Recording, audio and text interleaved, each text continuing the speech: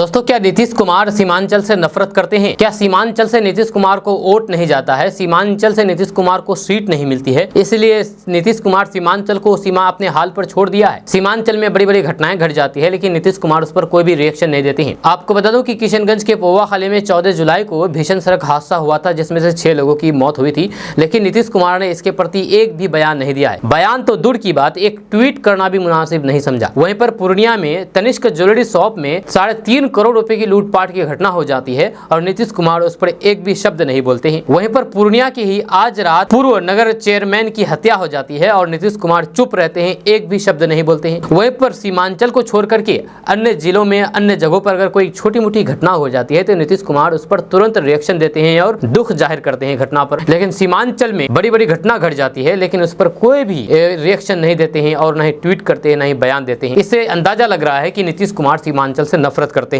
सीमांचल को नीतीश कुमार शायद पसंद नहीं करते होंगे, क्योंकि सीमांचल से नीतीश कुमार को वोट नहीं जाता है, सीट नहीं जाता है। किशनगंज में नीतीश कुमार का एक भी विधायक नहीं है, सीमांचल में नीतीश कुमार का एक भी एमपी नहीं है। इससे अंदाजा लग रहा है कि नीतीश कुमार शायद इसी वजह से वो अपना पर्सनल खुन्नस निकाल रहे होंगे। हम आपको इसके बारे में पूरी डिटेल्स के साथ जानकारी देंगे इस खबर के बारे में। उससे पहले आपको बता दूं कि अगर आप किशनगंज के रहने वाले हैं या सीमांचल के रहने वाले हैं और पैरामेडिकल का कोर्स करना चाहते हैं तो आप DPMI किशनगंज सेंटर से पैरामेडिकल कोर्स कर सकते हैं। यहाँ पर पैरामेडिकल कोर्स कराया जाता है। अगर आप भी कोर्स करना चाहते हैं तो इस नंबर पर संपर्क कीजिए, क्योंकि एडमिशन अभी चल रहा है। तो चलिए खबरों की ओर। दोस्तों, क्या बिहार के मुख्यमंत्री नीतीश कुमार सीमांचल से नफरत करते हैं? क्या सीमांचल वासियों से बिहार के मुख्यमंत्री नीतीश कुमार नफरत करते हैं? अब आप सोच रहे होंगे कि भला ये बात ऐसे क्यों कह रहे हैं। हम आपको सबूत के तौर पर दिखाएंगे और सबूत देख करके आप भी अंदाजा लगा लेंगे कि सच में बिहार के मुख्यमंत्री नीतीश कुमार बिहार सीमांचल वासियों से नफरत करते हैं, सीमांचल से नफरत करते हैं। वैसे तो मुख्यमंत्री पूरे बिहार के होते हैं। बिहार के जितने भी क्षेत्रफल हैं, उस क्षेत्रफल में रहने वाले लोग, उस क्षेत्रफल की वस्तुएं, उस क्षेत्रफल की जमीन बिहार सरकार की होती है। और बिहार सरकार में जो मुखिया होते हैं, यानी कि मुख्यमंत्री होते हैं, वो इसकी देखरेख करते हैं, वो इसके मालिक होते हैं। बिहार के किसी भी कोने के अंदर कोई भी घटनाएं घटती हो तो इसकी जिम्मेदारी बिहार सरकार की होती है। और बिहार सरकार इस जिम्मेदारी को किस तरह से निभाते हैं, ये बिहार सरकार पर ही निर्भर करता है। लेकिन हम आपको भी बताएंगे कि आखिर बिहार के मुख्यमंत्री नीतीश कुमार सीमांचल से नफरत क्यों करते हैं। दरअसल बात यह है कि बिहार के अंदर कोई भी घटनाएं घटती है तो मुख्यमंत्री नीतीश कुमार तुरंत उस पर रिएक्शन देते हैं। बिहार ही नहीं बल्कि देश भर में कहीं भी कोई घटना घटती हो तो मुख्यमंत्री नीतीश कुमार तुरंत उस पर रिएक्शन देते हैं। और अगर मृत्यु हो जाती है तो शोक संतप्त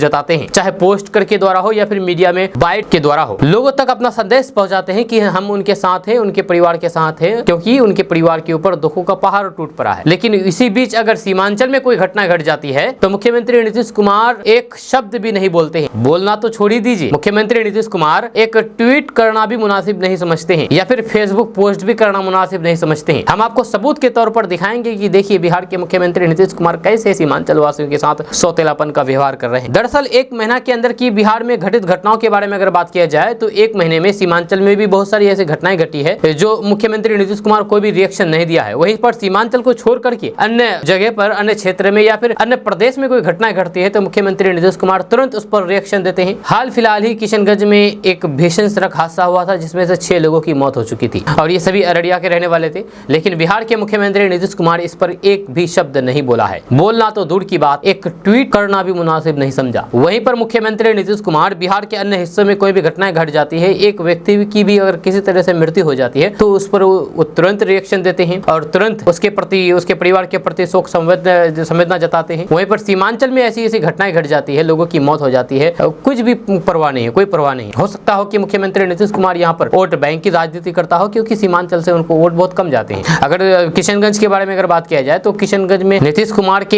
एक भी विधायक नहीं है। एमपी तो खैर है ही नहीं, लेकिन विधायक भी नहीं है। वहीं पर सीमांचल के 4 जिलों में से नीतीश कुमार की एक भी एमपी नहीं है। हालांकि बीजेपी कोटे से अररिया से एमपी जरूर है। बाकी 3 जिलों में, जो सीमांचल के जो 4 जिला है, अररिया, पूर्णिया, कटिहार, किशनगंज, इस 4 जिलों में से 3 जिलों में महागठबंधन का कब्जा है। जहाँ पूर्णिया को भी अगर लगा दे तो, जोड़ दे तो, क्योंकि पूर्णिया भी निर्दलीय से पप्पू यादव जीते हैं, लेकिन वो अपने आप को कांग्रेसी बोलते हैं, तो उसको आप कांग्रेस पार्टी से जोड़ सकते हैं। तो इसका मतलब यह हुआ कि सीमांचल के 4 जिलों में 3 जिले महागठबंधन के कब्जे में है और एक बीजेपी के, जबकि नीतीश कुमार के कोई भी एमपी नहीं है और किशनगंज में तो कोई विधायक भी नहीं है। शायद इस वजह से नीतीश कुमार किशनगंज में या फिर सीमांचल में कोई घटनाएं घटती हो तो कोई भी रिएक्शन नहीं देते हैं। दरअसल हम आपको एक तस्वीर के साथ, ट्वीट की कोई तस्वीर है, उस तस्वीर के साथ हम आपको कुछ दिखाना चाहते हैं। आप देखिएगा यहाँ पर हम 1 जुलाई से शुरू करते हैं, 1 जुलाई से 30 जुलाई के बीच। तो 1 जुलाई में वज्रपात की वजह से औरंगाबाद में 2 लोगों की मौत हुई थी, बक्सर में 1, भोजपुर में 1 व्यक्ति की मौत हुई थी। और नीतीश कुमार तुरंत इस पर रिएक्शन दिया था, ट्वीट करते हुए बताया था कि यहाँ पर इतनी मौत हुई है, हम इसके परिवार के प्रति संवेदना व्यक्त करते हैं और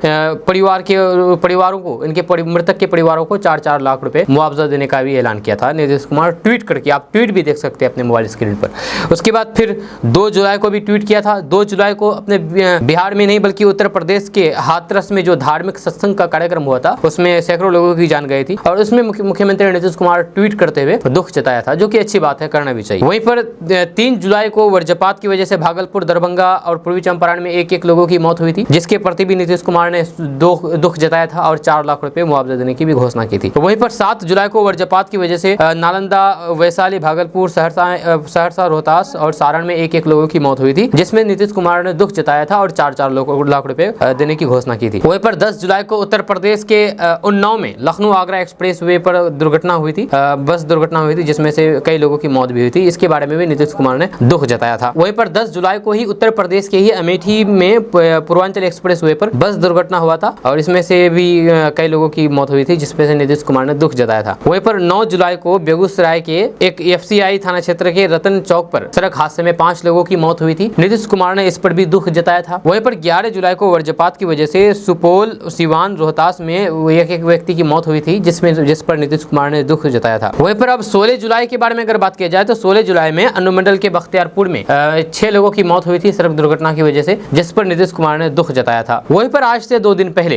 पहले वैशाली में 4 लोगों की मौत हुई थी। यहाँ पर कोल्ड स्टोरेज के पास सड़क हादसा हुआ था, जिसमें 4 लोगों की मौत हुई थी। इस पर नीतीश कुमार ने दुख जताया था। लेकिन सबसे बड़ा सवाल यह है कि 14 जुलाई को किशनगंज में भीषण सड़क हादसा हुआ था, जो कि पौवाखाली में हुआ था और यहाँ पर 6 लोगों की मौत हुई थी, जो कि अररिया के सभी रहने वाले थे। और नीतीश कुमार ने एक भी ट्वीट नहीं किया, न ही कोई बयान दिया इस पर। इस बात से समझा जा सकता है कि नीतीश कुमार सीमांचल वासियों के साथ सौतेलापन का व्यवहार कर रहे हैं, क्योंकि सीमांचल से उसको कोई मतलब नहीं है। सीमांचल पर से उनको शायद वोट नहीं जाता है, सीट नहीं जीत पाते हैं, इस वजह से शायद खुन्नस निकाल रहे होंगे बिहार के मुख्यमंत्री जी नीतीश कुमार जी, इसीलिए सीमांचल में इतनी बड़ी घटना घट गई। कोई जवाब नहीं। बल्कि आपको बताएंगे कि 12 जुलाई को नीतीश कुमार ने एक ट्वीट किया था, 12 जुलाई को एक ट्वीट किया था, उसके बाद सीधे 16 जुलाई को ट्वीट किया। जी हाँ, 12 जुलाई को ट्वीट किया, उसके बाद 16 जुलाई को ट्वीट किया और 13-14 को ट्वीट नहीं किया, जबकि 13-14-15 को भी ट्वीट नहीं किया, जबकि 14 जुलाई को किशनगंज में सड़क हादसा हुआ था, 6 लोगों की मौत हुई थी और नीतीश कुमार ने एक भी ट्वीट नहीं किया। जी हाँ, यही नहीं, आपको बता दें कि 26 जुलाई को पूर्णिया में भीषण डकैती हुई थी, 3 करोड़ की लूटपाट हुई थी। जी हाँ, तनिष्क शोरूम में जो कि ज्वेलरी लूटपाट हुई थी 3 करोड़ रुपए की, जबकि शुरू में 20 करोड़ बताया जा रहा था, लेकिन पुलिस के अनुसार 3-3.5 करोड़ की लूट हुई थी। नीतीश कुमार ने इस पर भी कुछ भी ट्वीट नहीं किया। वहीं पर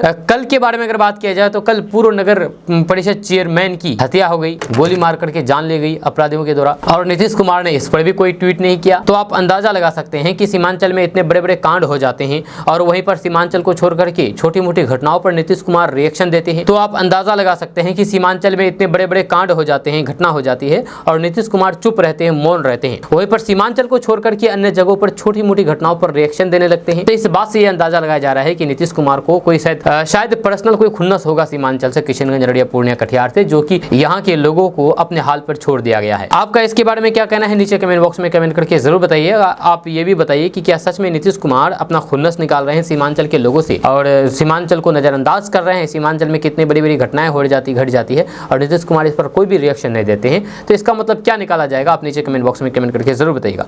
जाने से पहले आपके लिए खुशखबरी है कि KDB लाइव का ऐप आ चुका है। आपको बता दूं कि KDB लाइव ऐप में बिहार की सभी खबरें दी जाती है। आप KDB लाइव ऐप के माध्यम से बिहार की किसी भी खबर को 1 मिनट से भी कम समय में देख सकते हैं। इस ऐप को इंस्टॉल करने के लिए प्ले स्टोर में जाइए, सर्च कीजिए KDB लाइव, आ जाएगा, उसको इंस्टॉल कीजिए और पूरे बिहार की खबरों को देखिए।